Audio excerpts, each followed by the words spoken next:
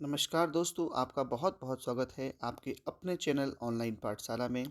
दोस्तों, हमारे इतिहास की सीरीज़ में यह 4th वीडियो है जिसमें कि आज हम बात करने वाले हैं आधुनिक भारत के इतिहास के कुछ इम्पोर्टेंट क्वेश्चंस की। तो चलिए डिस्कस करते हैं। पहला प्रश्न है, भारत में फ्रांसीसियों ने अपना सबसे पहला कारखाना निम्न स्थानों में से कहाँ लगाया? तो फ्रांसीसियों के द्वारा सबसे पहले अपना कारखाना लगाया गया सूरत में। तो ऑप्शन नंबर जो डी है वह राइट है। नेक्स्ट क्वेश्चन है, निम्नलिखित में से किसने वॉइस ऑफ इंडिया नामक समाचार पत्र लिखा? तो वॉइस ऑफ इंडिया जो समाचार पत्र है वो लिखा गया दादा भाई नौरोजी के द्वारा। तो ऑप्शन नंबर जो ए है वह सही है, वॉइस ऑफ इंडिया दादा भाई नौरोजी। अगला प्रश्न है, निम्नलिखित में से किस एक देसी रियासत के संविधान का प्रारूप महात्मा गांधी द्वारा तैयार किया गया था? तो वो जो रियासत थी वह थी बड़ौदा रियासत, जिसका कि जो संविधान का प्रारूप था वह महात्मा गांधी द्वारा तैयार किया गया था बड़ौदा का। काफ़ी इंपॉर्टेंट क्वेश्चन है। ऑप्शन नंबर जो डी है वह राइट है। अगला प्रश्न है, लॉर्ड कर्जन ने वर्ष 1905 में बंगाल विभाजन कर दिया। तो विभाजन किस वर्ष में समाप्त हुआ यह आपको बताना है। तो विभाजन जो समाप्त हुआ वो हुआ 1911 में, जबकि बंगाल विभाजन हुआ था 1905 में। तो ये ध्यान देना है समाप्त कब हुआ और शुरू कब हुआ। तो ऑप्शन नंबर जो बी है वह बिल्कुल सही हो जाता है।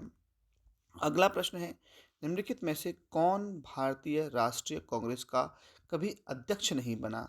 तो इनमें से कौन वो हैं जो कभी अध्यक्ष नहीं बने आईएनसी के?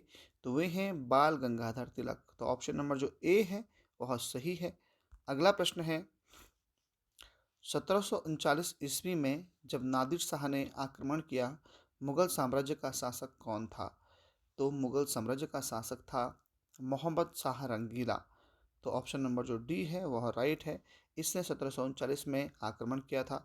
तो ये था ऑप्शन नंबर डी। अगला प्रश्न है, 1911 ईस्वी में जब राजधानी कलकत्ता से दिल्ली लाई गई तो उस समय भारत का वायसराय कौन था?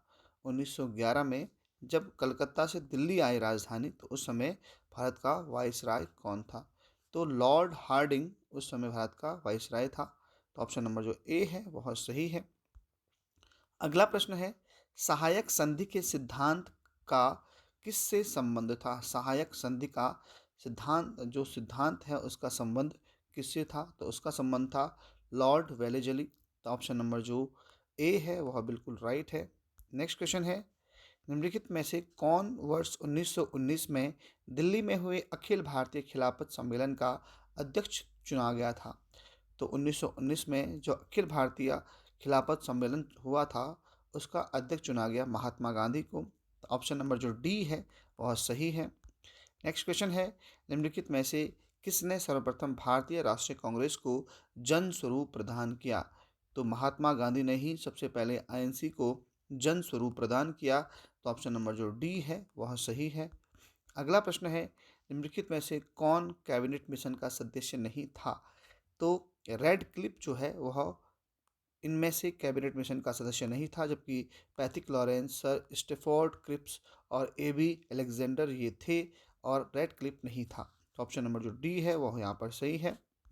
अगला प्रश्न है, रविंद्रनाथ टैगोर के द्वारा सर का खिताब वापस कर देना किस घटना से संबंधित है? रविंद्रनाथ टैगोर ने अपना सर का खिताब, जो उनको सर रविंद्रनाथ टैगोर कहते थे, तो वो वापस कर दिया था किस घटना की वजह से? जलियांवाला बाग जब हत्याकांड हुआ था तो उसके बाद उन्होंने अपना जो ये खिताब है वो वापस कर दिया था।